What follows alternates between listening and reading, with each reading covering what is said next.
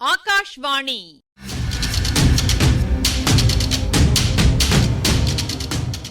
பொன்னியின் செல்வங்கள் வாசிப்பும் ஆய்வும். வாசிப்பவர் ராமசுவாமி சுதர்சன் அவர்கள்.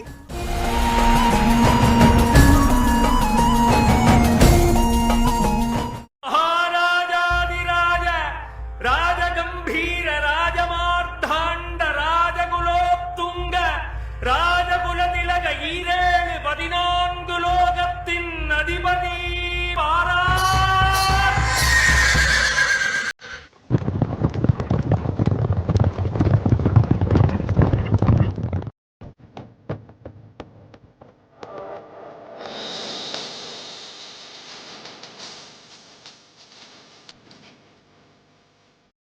கரிகாலர் வந்தியத்தேவனை பார்த்து, இதற்கென்ன மறுமொழி சொல்லுகிறாய் என்று கேட்டார்.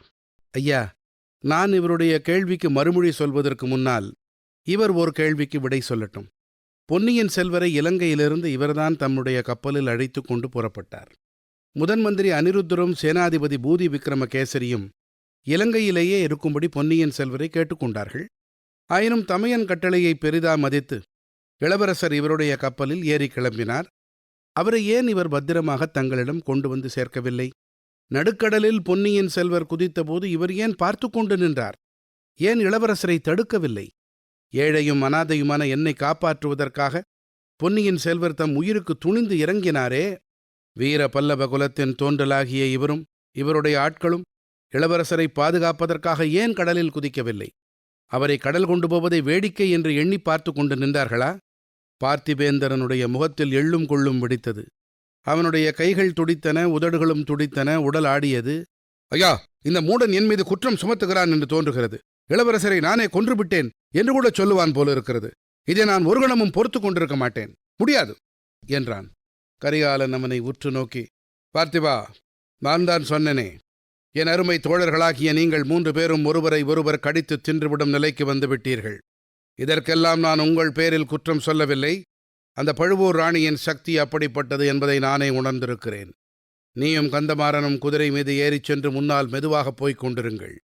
இவனுடைய பிரயாண விவரங்களை கேட்டுக்கொண்டு நான் சற்று பின்னால் வருகிறேன். உங்கள் குற்றச்சாட்டுக்களை பற்றி விசாரித்து உண்மையை கண்டுபிடிக்கிறேன். ஆனால் ஒன்று நிச்சயமாக வைத்துக் கொள்ளுங்கள், நீங்கள் 3 பேரும் சிநேகமாக இருந்தே தீர வேண்டும். ஒருவருக்கொருவர் சண்டை போட்டுக் கொண்டீர்களானால் அதை காட்டிலும் எனக்கு அதிருப்தி உண்டாக்குவது வேறொன்றுமிராது. பார்த்திபேந்திரனும் கந்தமாறனும் வேறு வழியின்றி தத்தம் குதிரை மீது ஏறி முன்னால் சென்றார்கள். அப்போது ஆழ்வார்க்கடியான் வந்தியத்தேவன் அருகில் வந்து அவன் காதோடு, அப்பனே, நீ வெகு கெட்டிக்காரனாகிவிட்டாய். பொய்யும் சொல்லாமல் உண்மையும் வெளியிடாமல் வெகு சாமர்த்தியமாக பேசி தப்பித்து கொண்டாயே என்றான். அப்போதுதான் ஆதித்த கரிகாலன் பார்வை அங்கு வந்த ஆழ்வார்க்கடியான் மீது விழுந்தது. ஓஹோ, இவன் யார்? எப்போதோ எங்கேயோ பார்த்த முகமாயிருக்கிறதே என்று கேட்டான். ஆமரசே, சில ஆண்டுகளுக்கு முன்பு என்னை பார்த்திருக்கிறீர்கள். உன் குரல் கூட கேட்ட குரலாகத்தான் இருக்கிறது. ஆமையா, 3 ஆண்டுகளுக்கு முன்பு மிக முக்கியமான ஒரு தருணத்தில் என் குரலை கேட்டீர்கள். ஆதித்த கரிகாலரின் முகத்தில் திடீரென்று ஒரு கரிய நிழல் வேகமாக படர்வது போல இருந்தது. 3 ஆண்டுகளுக்கு முன்னால் முக்கியமான தருணம். அது என்ன? வைகை நதி தீவில் பகைவனைத் தேடி அலைந்தபோது நான் கேட்ட குரலா? அப்படியும் இருக்க முடியுமா? அந்த குரல் என் குரல்தான் அரசே. பகைவன் ஒளிந்திருந்த இடத்தை தங்களுக்கு மரத்தின் மறைவிலிருந்து சொன்னவன் நான் தான். ஆஹா, என்ன பயங்கரமான தினம் அது! அன்றைக்கு எனக்கு பிடித்திருந்த வெறியை நினைத்தால் இன்று கூட என் உடல் நடுங்குகிறது. வைஷ்ணவனே, நீ ஏன் அன்று காட்டில் மறைந்திருந்தாய்? எதற்காக உன்னை அசரீரியாக மாற்றிக்கொண்டாய்? அரசே, சற்று முன் தாங்கள் சொன்னீர்களே, தங்களுக்கு அன்று பிடித்திருந்த வெறியை பற்றி. எதிரில் கண்டவர்களையெல்லாம் வெட்டி வீழ்த்தி கொண்டு போனீர்கள். சில காலம் நான் உயிர் வாழ விரும்பினேன். அது மட்டும்தானா காரணம்? அசரீரி வெளிவந்து எனக்கு வழிகாட்டட்டும் என்று எவ்வளவோ முறை தொண்டை வலிக்க கூவினேனே. அப்போதும் நீ ஏன் வெளிவரவில்லை? நான் வளர்த்த சகோதரி இப்பொழுது பழுவூர் இளையராணி, அவளுடைய தீராத கோபத்திற்கு ஆளாக நான் விரும்பவில்லை. அவளுடைய தீராத கோபத்திற்கு நான் மட்டும் ஆளாகலாம் என்று எண்ணினாயாக்கும்? அடச்சண்டாளா என்று கூறி கரிகாலர் இடையிலிருந்த கத்தியை உருவினார். வந்தியத்தேவன் பயந்து போனான். ஆழ்வார்க்கடியானுடைய வாழ்வு அன்றோடு முடிந்தது என்று எண்ணினான். மிக்க நயத்துடன், ஐயா, இந்த வைஷ்ணவன் முதன் மந்திரியிடமிருந்து வந்திருக்கிறான். இவன் கொண்டு வந்த செய்தியை கேட்டுக்கொண்டு தண்டியுங்கள் என்றான். ஹாஹா, இவனை தண்டித்து என்ன பிரயோஜனம்? இனி யாரை தண்டித்து என்ன பயன் என்று கூறி கரிகாலன் கத்தியை உரையில் போட்டான். கரிகாலன் கோபத்தைக் கண்டு வந்தியத்தேவன் பயந்தது போல ஆழ்வார்க்கடியான் பயந்ததாக தெரியவில்லை. முகத்தில் விசித்திரமான புன்னகையுடன், அரசே, தங்கள் கோபத்தை என்பேல் திருப்புவீர்கள் என்று எண்ணித்தான் இத்தனை நாளும் தங்களை நான் நேரில் சந்திக்காமல் இருந்தேன். என் பேரில் என் சகோதரி கொண்ட கோபமும் இன்னும் தீரவில்லை. இன்று வரையில் என்னை பார்ப்பதற்கு பிடிவாதமாக மறுத்து கொண்டிருக்கிறாள். ஆனால் தங்கள் பேரில் அவளுடைய கோபம் தீர்ந்து விட்டதாக காண்கிறது. நந்தினி தேவியின் அன்பான திருமுக ஓலையை பார்த்துவிட்டுத்தானே தாங்கள் கடம்பூர் அரண்மனைக்கு விருந்துக்கு புறப்பட்டீர்கள் என்றான். ஆஹா, துஷ்ட வைஷ்ணவனே, அதெப்படி உனக்கு தெரிந்தது என்று கரிகாலன் கேட்டான். ஐயா, முதன் மந்திரி அனிருத்தன் பணியாளன் நான். முதன் மந்திரிக்கு தெரியாமல் இந்த சோழ சாம்ராஜ்யத்தில் எந்த சிறிய காரியமும் நடக்க முடியாது என்றான் ஆழ்வார்க்கடியான். பார்த்து கொண்டே இரு.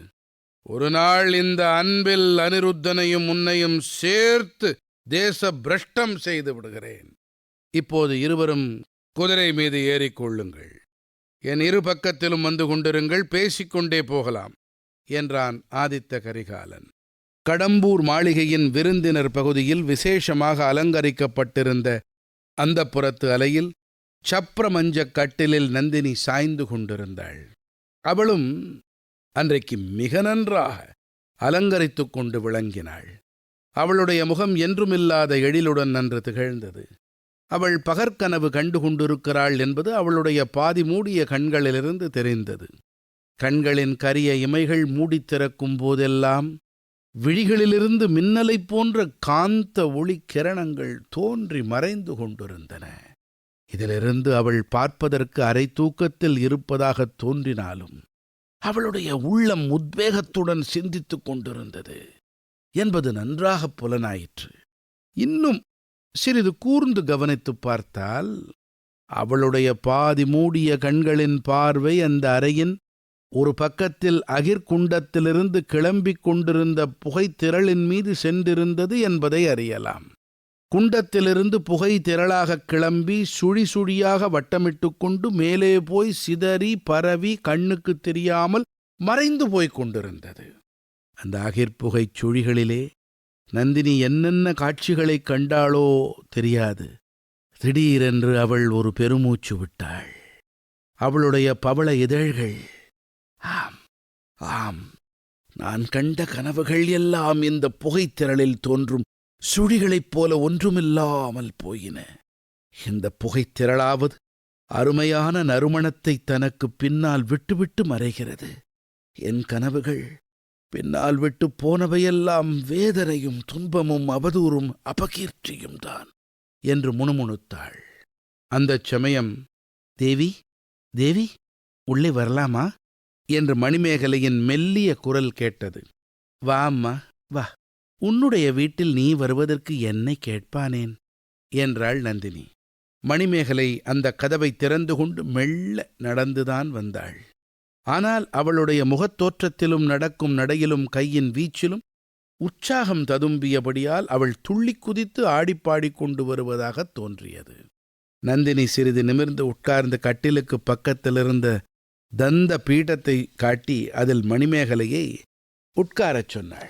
மணிமேகலை உட்கார்ந்து கொண்டு, தேவி, தங்களிடம் நான் எப்படி எப்படி நடந்து கொள்ள வேண்டும் என்று என் தமையன் எனக்கு சொல்லிக் கொடுத்திருக்கிறான். தென்தேசத்தாரின் நாகரிகத்தைப் பற்றி ரொம்பவும் சொல்லியிருக்கிறான். கேட்காமல் கொள்ளாமல் திடீரென்று இன்னொருவர் அறைக்குள் நுழையக்கூடாது என்று தெரிவித்திருக்கிறான் என்றான். தென்தேசத்தாரும் அவர்களுடைய நாகரிகமும் நாசமாய் போகட்டும். உன் அண்ணன் உனக்கு சொல்லிக் கொடுத்ததையெல்லாம் உடனே மறந்துவிடு. என்னை தேவி என்றோ மகாராணி என்றோ ஒருபோதும் கூப்பிடாதே, அக்கா என்று அழை. இப்பகுதியின் ஆய்வினை வழங்குகிறார் ஐங்கரன் அவர்கள்.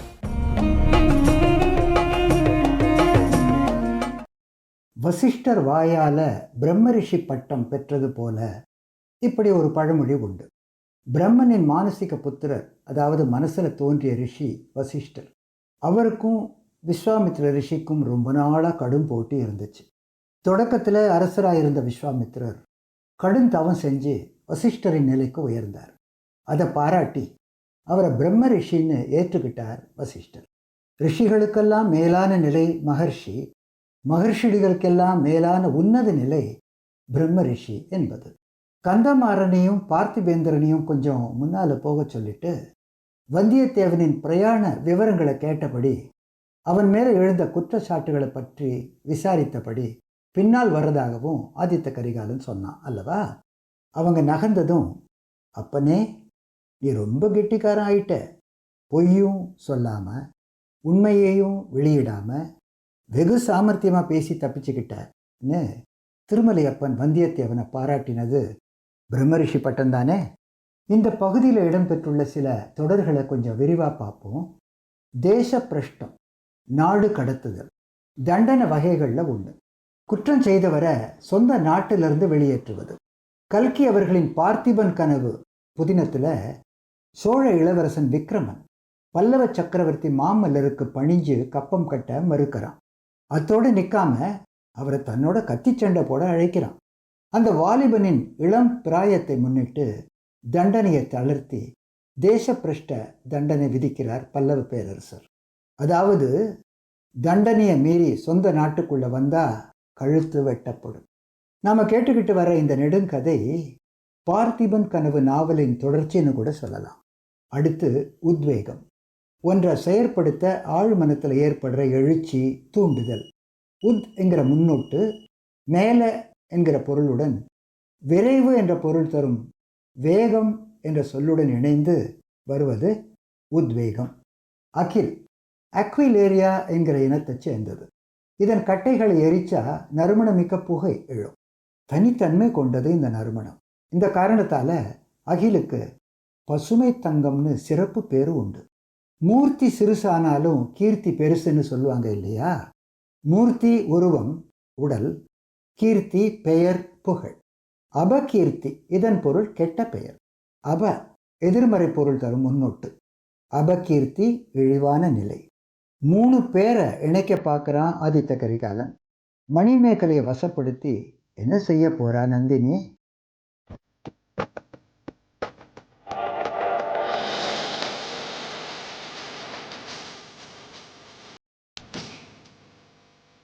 பொன்னியின் செல்வங்கள் வாசிப்பும் ஆய்வும் கேட்டீர்கள். வாசித்தவர் ராமசுவாமி சுதர்சன் அவர்கள். ஆய்வினை வழங்கியவர் ஐங்கரன் அவர்கள். படைப்பு சென்னை வானொலி நிலையம்.